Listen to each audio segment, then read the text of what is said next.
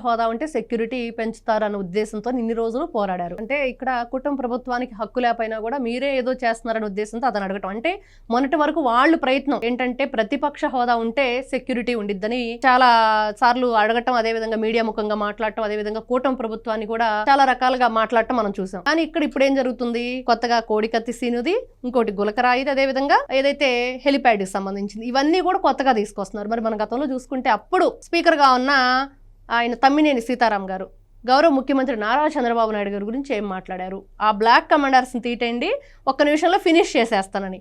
ఒక గౌరవ పదవిలో ఉండి, ఆ పదవిలో ఉంటూ, రాజ్యాంగబద్ధ పదవిలో ఉండి, మరి ప్రజాప్రతినిధులుగా ఉండి వీళ్ళు అలాంటి మాటలు మాట్లాడొచ్చా?